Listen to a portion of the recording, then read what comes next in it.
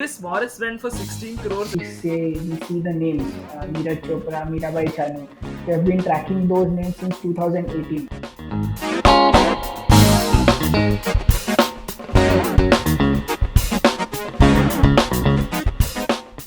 Hello everyone, my name is Sayanta Sengupta and welcome back to another episode of SporTank Originals. As I had promised in the very first episode that you will learn a lot from every single episode of this podcast. Therefore, to have a very insightful and an enriching conversation about this enigmatic world of sports journalism, I have invited two very special people, two people who have already made a mark in the sports industry, two people who absolutely love sports. So firstly, we have Pranav Unnikrishnan, who is presently working as a copywriter in Sported Now, somebody who's been a mentor figure to me, somebody who's guided me a lot, somebody who's got a lovely understanding of the sports industry, not just cricket, not just football, but every sport in general. Next, we have a very dear friend, Atharva Agashe, who's also working for SporTank. He's a part of the content department. He's worked for very big places. He's worked for SportsBeats India, and presently he's studying with me in Symbiosis Center for Media and Communication. Somebody who plays a lot of sports, somebody who speaks well, writes well, has a lovely understanding of the sport, just like Pranav. So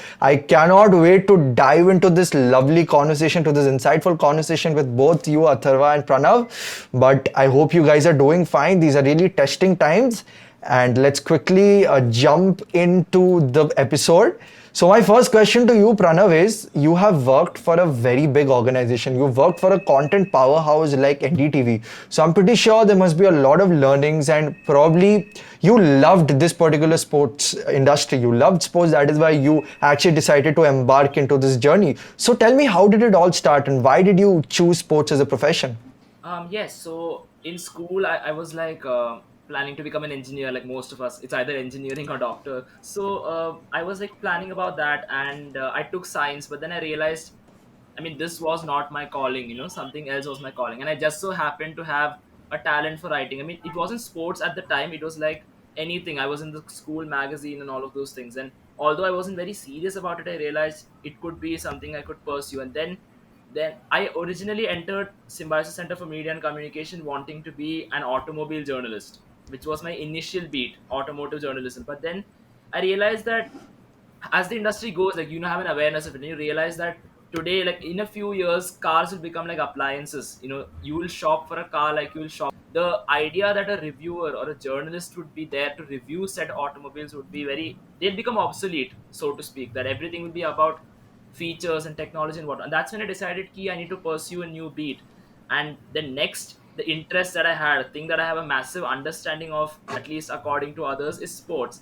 So sports, that's when I started to dabble in sports and sports journalism. I was already a big fan of sports growing up, and we used to have newspapers, and the first thing I used to read in said newspapers was the sports section. It wasn't even the main page ko chodo, like sports page khulte hain, like that. And at the time we had the papers inside the papers, like sports. I used to pull that out first and read it. So the, the interest started from then itself, and yeah, I Hmm. pursued it as a career, and I've started out right now.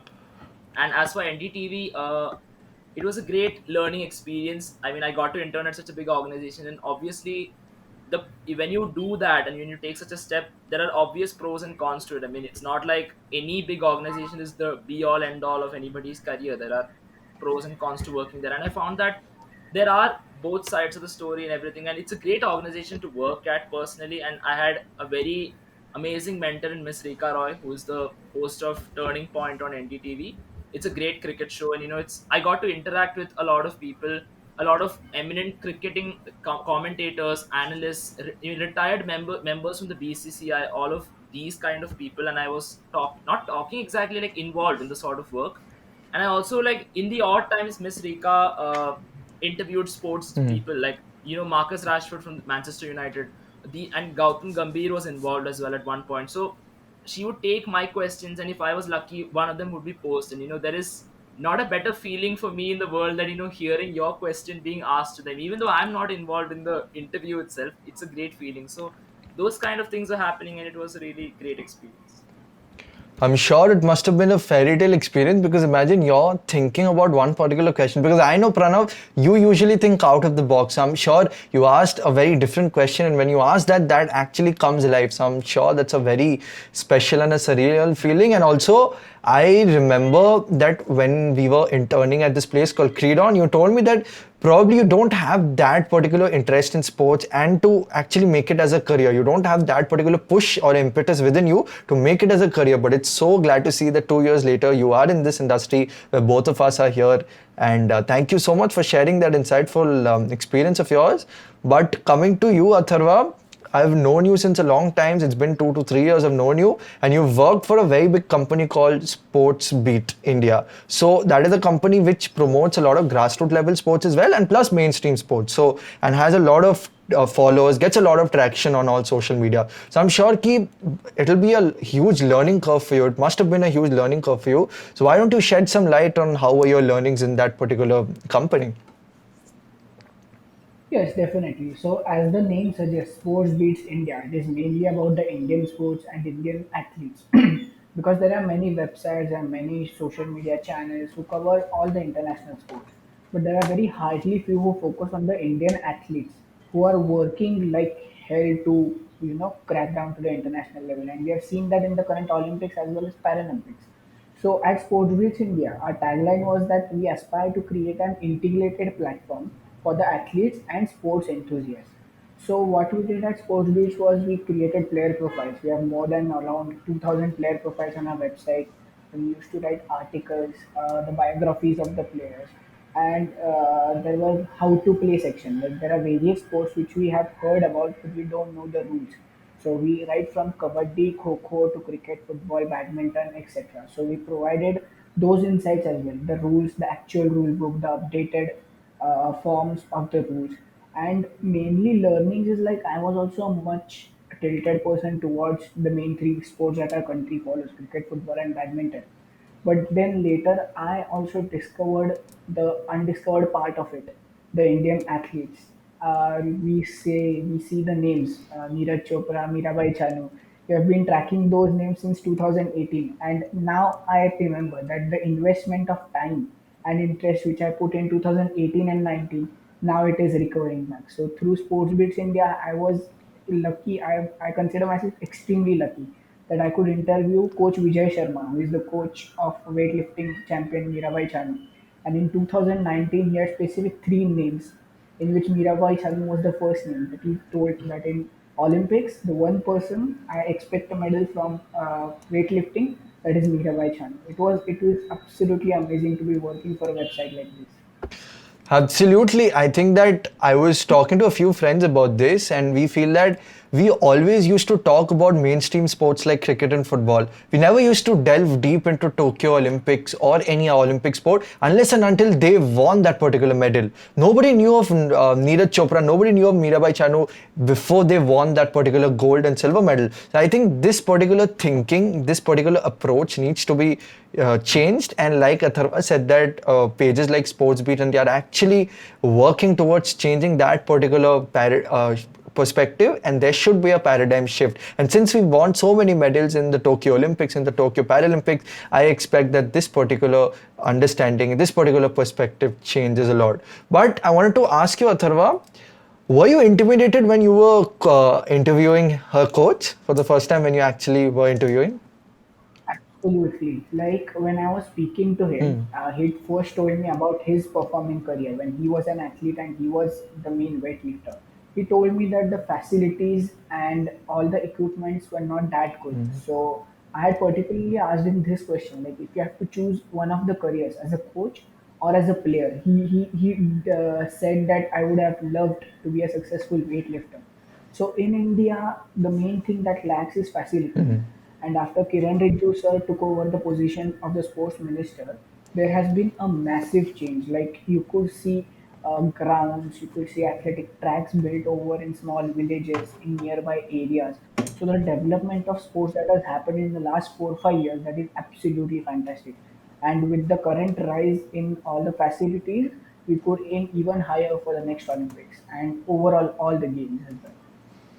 Absolutely, I think that's a great point raised about Kiran Rijiju sir, who's our current law minister, and previously he was our sports minister. I think the kind of platform he set, the kind of bench he set before leaving his particular office, I think that's really commendable. That's worth mentioning a lot, and I think that particular role, that particular responsibilities he had, that should be highlighted and that should be brought to the fore. So thank you so much, Athava.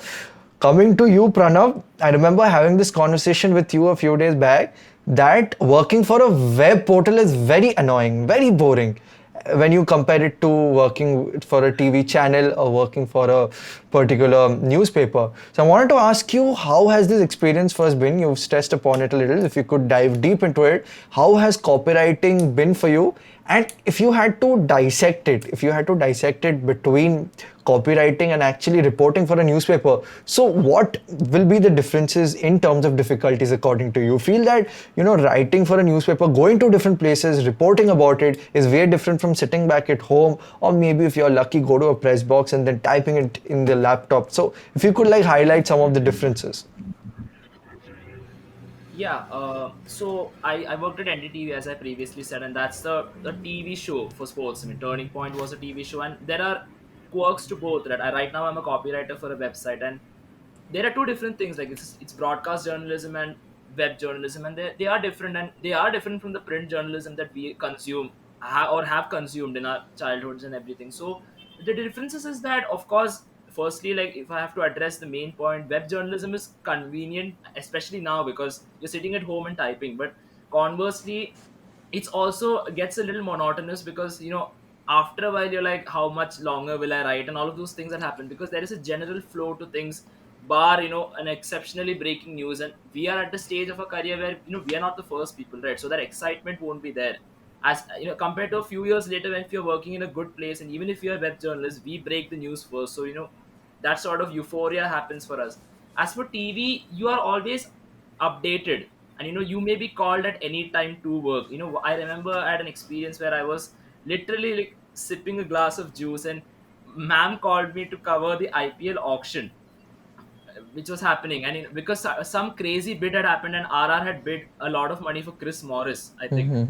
And it was amazing. Like when I first heard it from ma'am, I was like, Chris Morris went for 16 crores, and then it becomes immediate. You have to write for like 3 4 things for the TV channel and discuss about Chris Morris, that particular show, and all of those Hmm. things were happening. So in that way, it's more pulsating, it's more exciting, but people could take it in different ways. That what may be nice for you may not be nice for me. Like there can be things like that. I mean, you may prefer the chaotic nature of TV over the settled nature of web journalism, or vice versa. Like anything could happen. And as for the job right now, how copywriting is different is you adhere to the modern audience, right? These days we consume our news from our phones or maybe from our laptops, and you're just scrolling. So accordingly, your way of writing the news, way of doing things is different. Like earlier, what we used to do, like as people, we used to type big paragraphs and keep, right? In web journalism, we need to break it into several paragraphs. Some paragraphs don't even have 3 lines. It's just for convenience for the audience to read ki, scroll karte karte, you can get it done with fast. And they are under the impression that, oh, it's nice to read and it got over pretty fast, when in reality it may be the exact amount of words as it must have been before.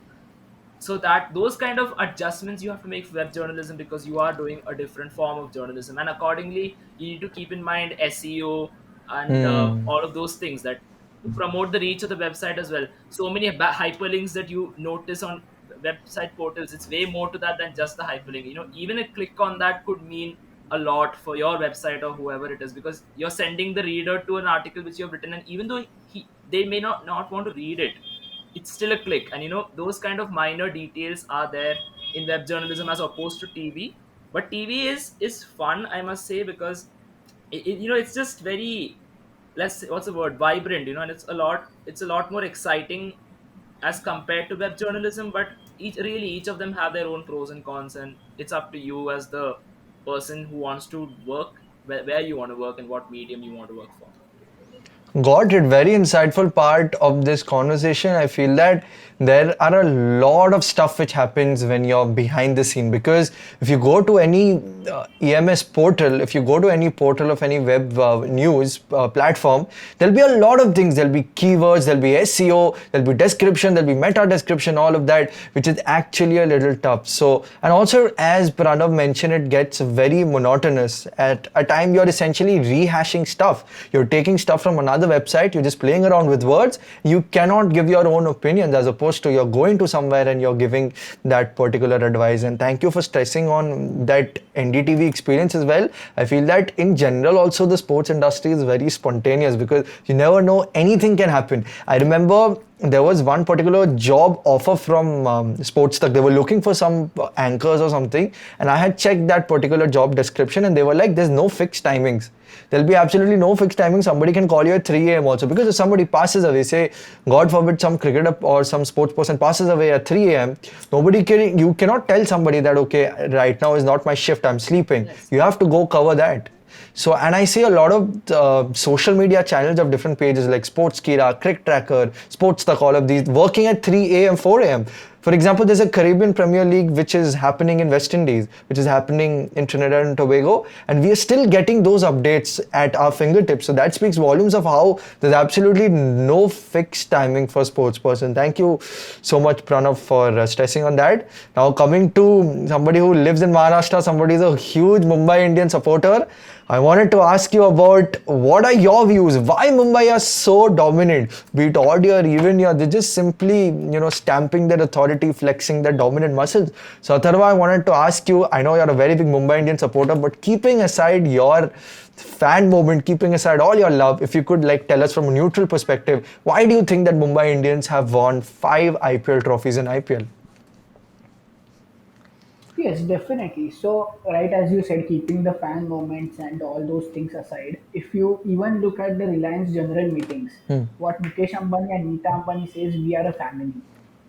This sentence connects each and every person who is working for Mumbai Indians. So they have immense support and faith in the people they are working with, may it be their physios, even their maybe bus drivers, their players, their support staff, technicians, everybody. They treat everyone like a family. And again, they have a strong and core unit. Like we know the five main players that Mumbai Indians always retain: Rohit Sharma, Jasprit Bumrah, Pandya brothers, Pollard, and for a very long time it was Malinga. Hmm. So the core strength of the team is immense, and you can depend on any player at any moment of time. Like even if four fail one performance, like even if Pandya brothers fail, Pollard fails, Rohit gets out for a duck, if Jasprit Bumrah will win you the Hmm. match. So the core members of the team are, I think, one of the main leader points of Mumbai Indians. And again, one more thing, the coaching staff. You can just note down the numbers and the names. Sachin Tendulkar as mentor, Zahir Khan, Anil Kumble, John T. Rhodes, Mahela Jayawardene, it was John Wright, Sean Pollock. You could just place them in the team and they would win you the league. It is that level of legacy that Mumbai Indians carry, and they believe in their strengths. They work on their strengths. They start their campaign day before than and many other teams. They trust their values and they trust the players, because if you remember in 2013, Jasprit Bumrah was nothing until his debut. Like even in first few of his matches, he was a total flop. He used to go for a 46, 50 runs, and even those runs were not seen by the batsmen. But the long-term investment is Jasprit Bumrah is amazing. They discovered Pandya brothers and they are a gem to the Indian team right now. So what they have been doing, their research team, Zahir Khan is doing a phenomenal job in the talent search. He literally goes to the grounds, picks up the players, they train them, and then they come into the team. And they are fantastic players from start itself. Like the main connection that Mumbai Indians built with the entire country was because of Sachin Tendulkar. The first and the foremost thing that what Indians see after they think or see the word cricket, it was Sachin Tendulkar, and it is still Sachin Tendulkar to a big extent. So the connection they have built with the crowd, with the players, and it is phenomenal. I think that is the main reason they have been so successful. Beautifully chronicled. All points you've touched. I don't think so any point is left after you said, be it support staff, be it the co-players, be it the support staff in the form of coaches or the bus drivers or anybody who's working for their team from behind the scenes. Thank you, Atharva, for that. But I hope Mumbai Indians can go a little easy on KKR. It's like KKR are bunny. Every single time we just see one-sided matches, and Pranav is also laughing a lot. Pranav is a CSK supporter. You feel, Pranav, this time we'll see CSK maintain the top position like they have, unlike 2020 when they had one dismal season? Yeah, I mean, last season was, I mean, all this wrong stars aligned for us. Dhoni was in terrible form and everything, like from top to bottom, the team needed a refresh. And I think right now, with Gaikwad and all in the team, Yeah. and we are introducing sort of youngsters and all of that. So I feel this could be a great season as it stands in the table. CSK, I think first or second. I don't know how RCB got to the top, but that's another thing. Uh, it's like I think we're doing good, and as a CSK fan, I'll just agree with Atharva there that I do not like Mumbai Indians on a personal level, but I have to admit that they're a very well-run team. We can meme them all they want about the money and Ambani won them trophies, all these things we can say, but the fact is they're a very well-run team from top to bottom.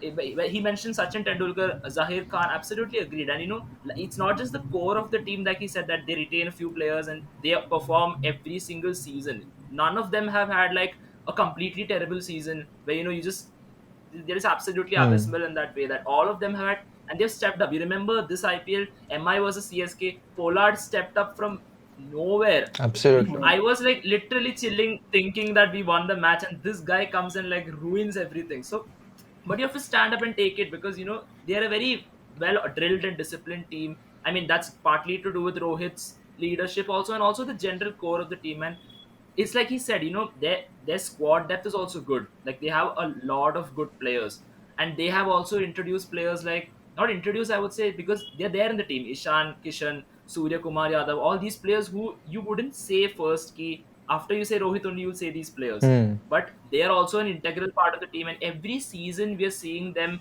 come out with new techniques. And even when you dismiss them completely, like I remember there was a season where you thought they wouldn't qualify for the playoffs because they were like second last or something, and then they qualified it by Hmm. against all the odds. So it's just a great thing about the team, and I do not like them personally, but I respect their ability to thrive every single season. Absolutely. I think that season was 2015, if I'm not wrong. They had lost their first five matches in UAE. But I completely resonate with whatever both of you have said. Keeping aside all emotions, I feel that Mumbai Indians are a very well oiled team, very well run team, and somebody who really have a lot of opportunities left, a lot of fire left in the tank, because I think even in this season they are in the fourth position of the table, and even after the slight hiccups at the start of the tournament, they have managed to stage a comeback. And that is what Mumbai Indians are. They always bring resilience, even after, like Pranav said, that they do not start off well. They actually, somehow manage to stage a comeback. So a lot of importance, a lot of congratulations should be given to Rohit Sharma. A lot of credit must be given to Rohit Sharma for successfully running the team. Thank you, Pranav. But Pranav, I want to touch upon a very emotional topic over here. Something which I feel is still a taboo when it comes to the sports fraternity. I think let's talk about mental health. You're a huge advocate of mental health yourself. Recently, we've seen Naomi Osaka pull out of US Open right now after she lost against a teenager. Even previously, she's been an advocate of mental health. You've seen Ben Stokes pull out of IPL. We've seen a lot of cricketers, a lot of sports persons. Michael Phelps in 2014 after he got arrested. A lot of, if we go down history lane, there'll be a lot of examples, peppered with a lot of examples. So I wanted to know your take on mental health. Do you feel that this should be a topic which athletes talk about more, talk about in a more larger way? Yeah, of course. I mean, the issue of mental health is something that if we look back a decade ago was frowned upon. That the general the atmosphere surrounding mental health was that no, it's not a thing. You need to toughen up, man up. All of these things that were happening in sport at the time. I'm not calling out any single sport or any single. It was just a general sentiment with regard to mental health, and I'm so glad that we have moved on from that particular mindset where today it is okay to talk about it, and today it is seen as a valid reason to do things that you generally wouldn't have liked even a decade ago. Like all of us, for example, if 10 years ago Naomi Osaka had done the same thing, we would have gone like she needs to respect the sport, she needs to do that, she needs to do this. But now our mindset, not just ours, the entire sporting fraternity's mindset has changed with regard to mental health, and that's a great thing. And I hope it persists because look, there are a lot of people who are still opposed to it. Like even in tennis, since you said Osaka's example, there was a tennis player, I forgot the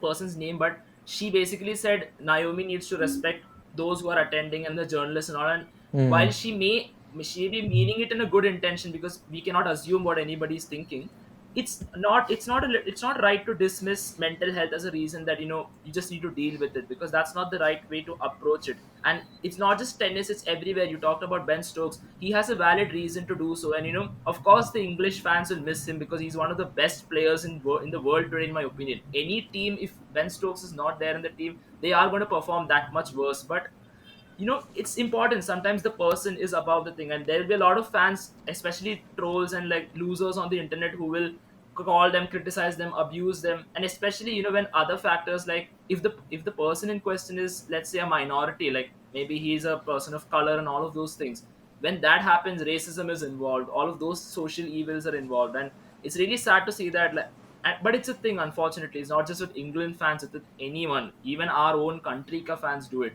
So it's unfortunate that way. And I feel that mental health needs to be a topic that should be embraced, and sports as a platform is something which has reach to a lot of people around the world. So it is a great thing that it's embracing the culture of mental health being a valid and particular important reason.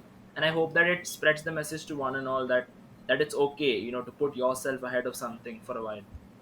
Absolutely beautifully Absolutely. explained, exactly. And I think that you've covered all points, especially the fan part as well. A lot of social media trolls who think that they can get under the skin of a lot of sports persons, but eventually after a time it gets hectic, because so much your people think that athletes' lives are very glamorous. Okay, you're coming in front of the camera, you're playing, you're literally doing what we do on weekends for a living. But people don't know there's a lot of things that go behind the scenes as well.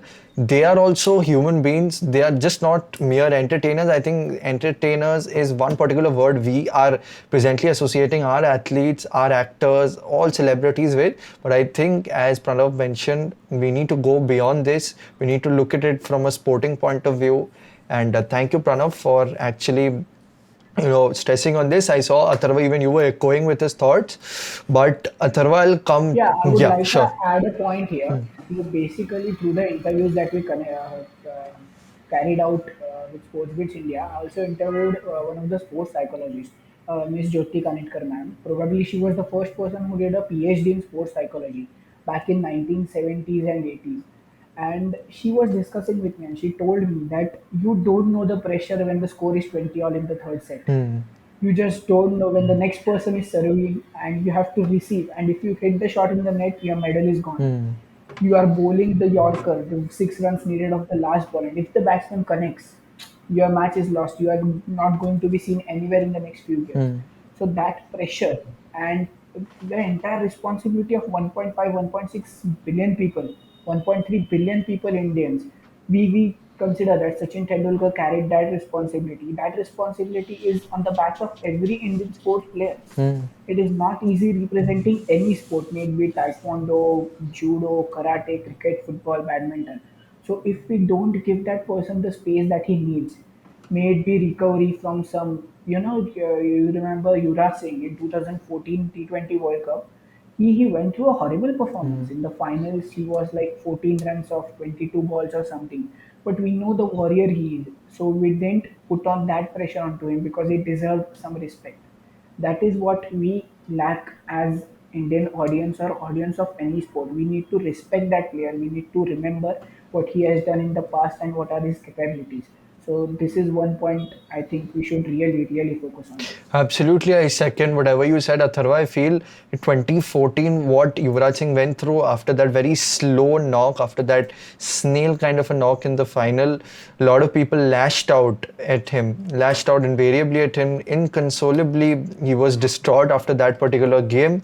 But thank you for actually mentioning about the sports psychologist you had interviewed, because this is something which really needs to change. And if we as journalists, if we set the platform, then definitely, if we set the template, then people should ideally follow that. Thank you. Atharva, coming to the last question of this particular podcast, I wanted to ask you how important it is for a journalist to keep their fandom out of working. For example, you're a Mumbai supporter, so suppose you're covering a match between Mumbai Indians and Chennai Super Kings.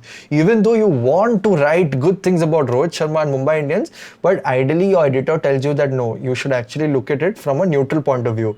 So in terms of neutral perspective, how important do you think is a journalist's responsibility to push aside all kind of biasness towards that particular team? Okay, so as you said, a person is a particular fan of a team or a player. But before that, we are supporters, preachers, and followers of the sport. So we need to be loyal to the sport, the way they are playing. जो great है वो है. If Dhoni's helicopters are amazing, you should praise them. It is not like that. यार मलिंगा भी legend है. He is the all-time highest wicket taker in IPL. But अगर उसने yorker डाला और माही ने सिक्स मारा तो it is one of the best things to watch. Even if you're a Mumbai fan, Kolkata fan, or anything. So according to me, my biasness doesn't count when I'm writing something because it is clear facts. If we are mentioning Faf du Plessis, he's a brilliant batsman. He knows how to control his innings, when to hit the shots, and when to just rotate the strike. Even if it is hurting the opposing team, which is probably my favorite team, it should not affect what I'm writing because he is a great player and he is making the difference in the match. So biasness can get when we are writing articles or editorials, but when we are writing match reports, we have to write what has happened. You cannot write 123 की जगह 125 score कर दिया यार लोग पढ़ेंगे नहीं तुम्हारा आगे. If a person has made that good contribution, you have to write that. So I don't think biasness is an option when you're reporting something. Absolutely, very Yeah, good and can I points. just Yeah, add to that? yeah, 100% sure. Yeah. Okay. Yeah. So it's exactly like he said. And I feel that the only place where you should be biased or subjective is if you have a fan channel on YouTube. Because if you are into this profession, you shouldn't be. You should be objective and you should be unbiased in that regard. That there are a lot of sports where you may downright hate what is happening in front of you. That, like, let's just say I support Mercedes and Lewis Hamilton in Formula One. So when Red Bull and Max Verstappen win, I automatically get annoyed. Like that is a general thing because it's something that you don't want your team to face because ahead of Hamilton is always a problem, and Red Bull being ahead of Mercedes is always a problem. But you got to take it on the chin, see, because otherwise sports is all about competition, right? If your team keeps on winning, that's not competition, that is just you're just there playing the sport. And in that regard, competitive spirit shouldn't evolve into something that is downright toxic and biased and all of that. Like, it's exactly like he said. I'll just reverse it for a Mumbai point of view. The Kiran Pollard thing, when he was doing all that, I was just standing there and I was like, what is he doing? And he was single-handedly destroying what we had done so well until that point. But you got to stand up and applaud it. Like, you can't, and conversely, you can't criticize your own players if they're doing bad. Like, I can't write in my news report terrible performance from CSK, they bottled it completely, and like launch a rant at them. I can't do that. You have to Nope. be unbiased, state the facts, and that's it. You're getting paid to state the facts, not your opinion. Opinion pieces are when you are higher up, maybe you're a columnist or something like that, or you're a feature writer. In that regard, maybe fine, there is room for True. that to be done. But if you're a reporter, if you're somebody who's stating the news, you have no room to be biased or insert your opinions into it, or even take the slight sarcasm routes. Like I've seen some people do that in this industry, that they'll say the fact, of course, but after that they'll be like, oh, perhaps Ambani clutched his monkey paw today, sort of like a reference, that taking a dig at Mumbai in the process. And that could qualify as humor, but it's a little bit cheap in my opinion, that you shouldn't be doing that in a news piece. So accordingly, yeah, I mean, we should be objective, we should be unbiased, and we should look at it, as he said, from as a fan of the sport first, and then your personal allegiances wherever it is in the sport. Amazing. Both of you have raised such amazing points. Fan of the sport first and then that particular team or player. And it's very important, I think, whenever you're having a demo in any particular channel, any particular news media house, the first thing they'll say is that news post, you cannot give your own opinions. I think I've got picked up a lot of times whenever I was working on my internships for actually being a little biased towards my favorite player, being a little biased towards my favorite team. But I'm glad you both stressed on this point, and I'm glad a lot of viewers of this podcast will take a lot from this. Now we'll move on to, in my opinion, the most fun part of this episode, the most fun part of this podcast, a rapid fire round, very similar to Coffee with Karan, but from a sporting viewpoint, from a sporting lens. And I'm not going to give you very uncomfortable questions, but trust me, all of y'all will love it. So we'll do it this way: Pranav, all questions, then Atharva, all questions. We'll do it that way. Okay, so Pranav, are you ready for some spicy questions? Yeah. Yes, as long as it's not like Karan Johar level of spicy, I'm fine. No, I'm not going to ask you who to kill or who to kiss or who would you hook up with. I'm not going to ask you all of that. Okay. All right. Okay, so Pranav, if one day you wake up as Rafael Nadal, what is the first thing that you're going to do? Um, Hope I don't draw Roger Federer or Djokovic in the next matches that I play. Okay, good one. Next up, who do you think is a better footballer? Okay, so brace yourself. Who do you think is a better footballer, Ronaldo or Messi? Ah man, we just talked about being unbiased and all of that, and I'm a Barcelona supporter, so I've had Messi for this long. But look, on a personal standpoint, I feel that Ronaldo's a top athlete as a Hmm. footballer, like taking away any allegations and all of that that are there. When it comes to a sporting point of view, he's objectively top three players of all time, or top five if you really want to go at it. But I just feel that while Ronaldo is the complete goal scorer and everything, I've seen Messi do the same things. He's good at passing, he's dribbling, he's even scored a header in a Champions League final. The man can do picks things that he wants to be the best at, and he is the best at it. So, and it's not just the Barcelona thing talking. I just feel that it's like that author said, if an engineer creates the perfect footballer, it would be Cristiano Ronaldo. If an artist creates the perfect footballer, it would be Lionel Messi. And I just Hmm. so happen to be on Very the well said. artist side a little more than the engineer side, so Messi it is. Fantastic way to present your opinion in a very objective point of view, in a very objective way. Thank you, Pranav. Next is, who do you think will win IPL 2021? Who do you think will win the trophy? um let's just say not RCB, because they have a habit of bottling it in the UAE, and it's where we're headed. And I've been in the UAE and I've seen matches Hmm. live, and like two matches. Yeah. And I hope RCB throw it away so we can meme them for one more year. They keep saying it's our year and all of that, but look, I like RCB. Like it's just the hate. But like if I have to pick someone to win, CSK, because CSK. I Got would it. like them to win, and I Yeah. think because we need a rebound season after the Hmm. disaster of what happened last year. Absolutely, they have a lot of prowess as well. I think they have a good chance. I think the first particular match when they lost, even after that, they've staged a terrific comeback. And right now, I think they're not in danger waters. They're in top four. If I'm not wrong, they're in the second or third position of the table. Yeah, yeah, So yeah. definitely a good chance for them to qualify.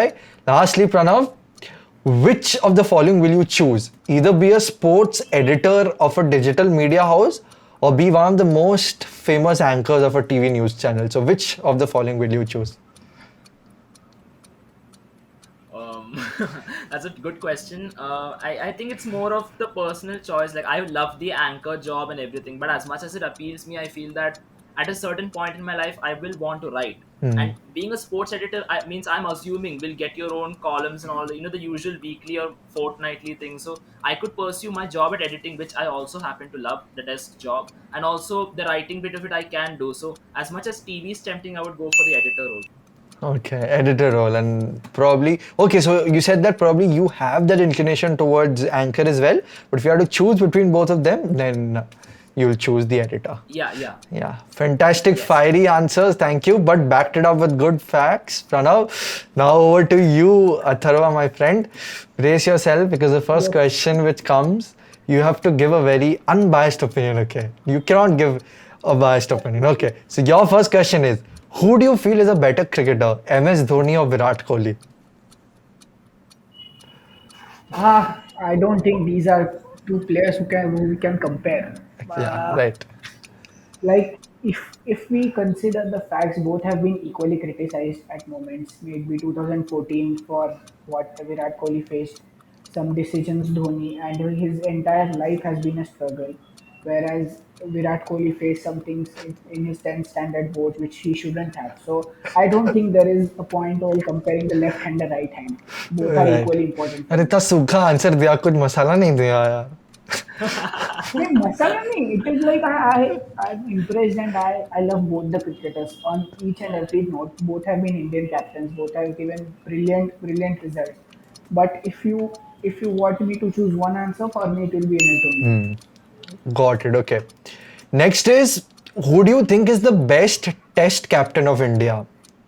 Can be, you can roll back the clock also, or who do you think is the best test captain of India? If we go by the records, the numbers say it is Virat Kohli because of the wins he has brought up. But according to me, I would say Saurav Ganguly because the amount of opponents we had and the quality of opponents we had and the results we got abroad, for me it will be Saurav Ganguly. The attitude he carried, the way he managed the entire team, it was full of legends. It was not easy to manage Sachin Tendulkar, Rahul Dravid, and even players before that. So to bring up amazing talents, and we know Zahir Khan, Harbhajan Singh, Sehwag, these are all the end products of what Hmm. uh, Saurav Ganguly did to them. He nurtured them, he gave them opportunities. He even gave Mahendra Singh Dhoni the opportunity. Might be we wouldn't have seen him after the first five failures. But then he had a brilliant viewpoint, and currently also we are still seeing what he is doing in the Indian cricket as the BCCI president. So for me, it will be Saurav Ganguly. Absolutely, you've raised a very valid point about eye for talent. I feel that a lot of people say that captains should have that eye for talent, but one person who had the best eye for talent was Saurav Ganguly because backing so many youngsters, backing the likes of Zahir Khan, Yuvraj Singh, MS Dhoni, and also taking up captaincy at a time when Indian cricket was at its lowest, when Mohammad Azharuddin, Ajay Jadeja, all of them were embroiled in that match-fixing controversy to steer the team out of those danger waters. I think a lot of credit must be given to the Bengal Tiger from somebody who comes from my city, Saurav Ganguly. Next up, Atharva, what is your favorite football moment? It does not have to be your as a fan, but it can also be where you played one particular match or one particular instance which you absolutely love in your life. Being completely unbiased, it has to be Aguero moment. Okay. Like any football fan would Yeah, keep their Yes, eyes closed and agree to that moment absolutely. because the commentary, I still have goosebumps. Like yes. if you play the Aguero, Uh, and you still get that goosebumps. But if I had to, state 2 or 3 points, it would be 92.48, the Sergio Ramos header, the 2010 final, Iniesta's goal, and the Champions League that Real Madrid has won, the three consecutive Champions League, which no one has managed till okay. date. So the number one moment will be Aguero, and then followed by these. Okay, so that Aguero, that famous commentary.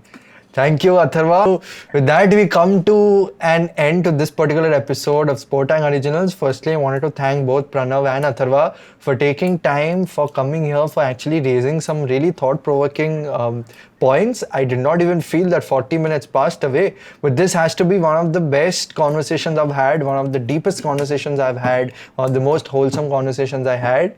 So thank you so much, Atharva, and thank you, Pranav. I wouldn't extend the conversation further because my editor Anikesh will then give me a lot of abuses.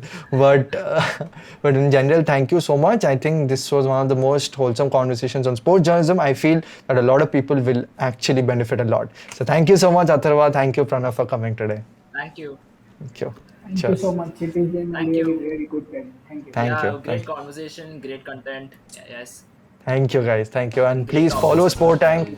Thank you guys. Please follow SporTank. Please like, comment, and share. And if you haven't subscribed to our channel, then I don't know what you're waiting for. Then please do that. And I hope all of you absolutely loved this episode with two amazing people. Thank you so much. Cheers.